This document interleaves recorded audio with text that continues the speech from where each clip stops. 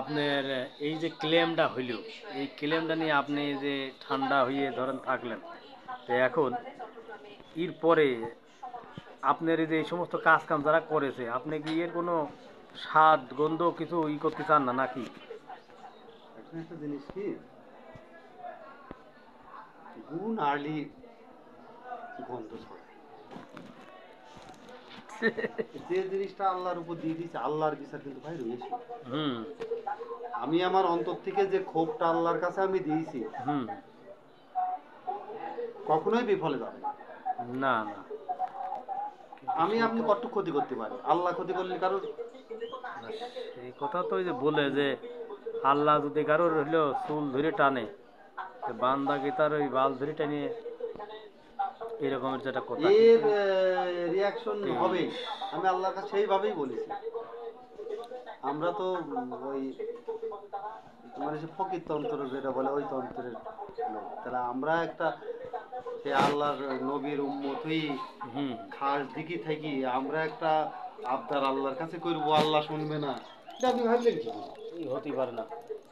আমি যদি বেঁচে থাকি, আপনিও যদি বেঁচে থাকেন, একদিন এসে বলবেন যে তরিকুল ভাই, আপনি যে হাজার এটা করছিলেন তার ফলাফল এই যে দেখছি। সবুরই মেওয়া ফলে। দেখাতেই হবে। সবুরই মেওয়া ফলে। আমি আল্লাহর কাছে কান দিচ্ছি, আল্লাহ আমার যারা বিনা কারণে বিনা দোষে এরকম লাঞ্ছিত বঞ্চনা করলে, বিচার আল্লাহ তোমার কাছে দেব। বিচার আমি দেখে যাচ্ছি চাই, কারা অপরাধে আমি জানি না, কিন্তু আল্লাহ তুমি জানো। বিচার আমি দেখে যাব, তার আগে আমার যেন মৃত্যু না হয়। তাহলে এই দাবি তার কাছে আমি পেশ করেছি, এই দাবি গ্রহণযোগ্য হবে না বলেন কি? আপনি হতেই হবে। যে মেয়েকে নিয়ে কেলেঙ্কারি হয়েছিল, ও আবার আরেক জায়গায় 2-3 তলায় যা ধরা খাইছে। স্কুলের উপরে ওই যে এক সালের এক মেয়ে ছেলের সঙ্গে বিয়ে ফিরিয়েছে। 2-3 তলায় ধরা খাইয়ে আবার মানে বদমাইশির হিসাব কি। তবে ওর দোষের চেয়ে আমার কাছে দোষ, আমার কাছে বেশি মনে হয় যে একটা হেড স্যার, সে প্রতিষ্ঠানের প্রধান, হ্যাঁ। ওরা ছোট মানুষ যাই করুন না কেন, সেই জিনিসটা সে এইভাবে প্রকাশ করলো কেন? ওই যখন আপনার এইটা হয় তখন ওই লালটু ছিল না সভাপতি। এখন অ্যাডহক কমিটির সভাপতি কারা হয়েছে জানেন? ওই যে প্রাইমারি স্কুলের হেডমাস্টার। প্রাইমারি স্কুলের হেডমাস্টার, হাই স্কুলের অ্যাডহক কমিটির সভাপতি। কোনো কাজ কাম কি বের করতে পারেছে? কোনো কাজ কারবার ধরাবে না। আমার রোনারমুড়ি ছিল তো বেশ 25-30 লাখ কারণ টাকা তো কাজ। কারণ এখানে রাজনৈতিক যে অবস্থা, তাতে কোনো কাজ কারবার ধরাবে না। আপনি কাজলের কাছে বলবেন ওই তারেক রহমান সম্পর্কে আমাকে তথ্য দাও, এরকম ব্যাপার।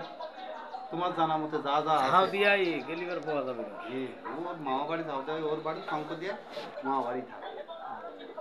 ওর কাছ গেলে ওর সম্পর্কে তথ্য সব পাই যাবে, যতদূর পাওয়া যাবে। এবং আর কোনো বিবৃতি নিতে হলেও ও ওর স্কুলেও হচ্ছে গা ওই রকমের।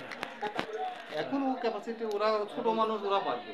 মনে করেন যে আপনি জানা মতে তারেক ইমামের মানে ওর ভাই যে কথাটা বলল যে ডুপ্লিকেট করে 1,00,000 টাকা ঘুষ দিয়ে চাকরি নিয়েছে, আবার ওর যে বউ যে স্কুলে চাকরি নিয়েছে, তো এই যে এই সমস্ত কথাবার্তাগুলো বললো, আমি বললাম যে, ভাই আপনি এখন বাইরে আছেন, আপনি স্বার্থে টান পড়েছে, হ্যাঁ আপনি ভাইদের এগেনস্টে বিভিন্ন কথা বলছে, কিন্তু একটা সাংবাদিকের কাজ কি এই পক্ষ ও পক্ষ দুই পক্ষরই।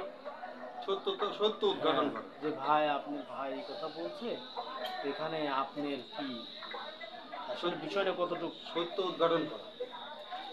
এই এই হলো একটা বিষয় বললি।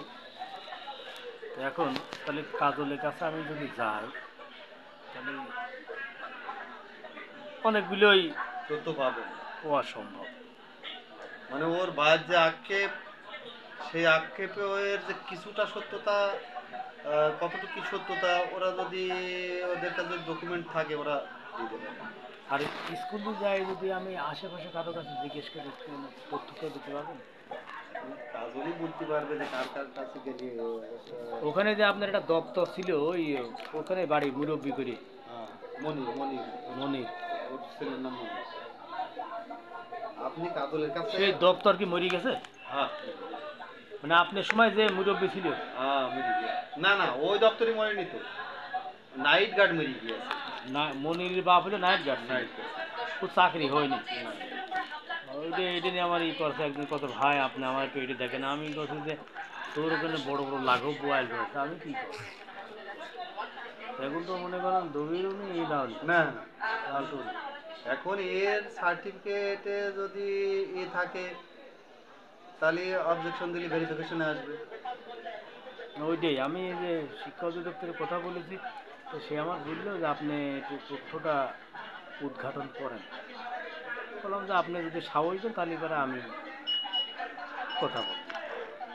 ভেরিফিকেশন যদি স্পেশাল ভেরিফিকেশনে আসে ফল থাকলেও ধরা পড়বেই 100%। হবে না, কিন্তু এই শালারা টাকা মাকা মাইরি যেই জায়গায় মানে যা করার দরকার এরা তাই করে চাই। আমি এই যে এর আগে এক শিক্ষা অধিদপ্তরের ভিজিটর গেলাম এক মাদ্রাসায় আমি গেলাম এক কেসে যাইয়ে সেইডে আপনার ই করলাম। তো উনি এটা কি সেই গেম যা তুমি টাকা উপার্জন করতে খেলো? 1 মিনিট গেম খেললে 2 মিনিট বিজ্ঞাপন দেখতে হবে। নাস্তা করতে লাগলো। আমি গেলাম আরে শালার কাজ। পরে ফোন দিলাম, কত ভাই ওরা বড় মুখ করে বললো কি করব, পাগল তো ফোন দিয়ে ছাপা নিলাম। এগুলো সবই ভুয়া টাকা উপার্জনের গেম। তোর নাম কি জানো?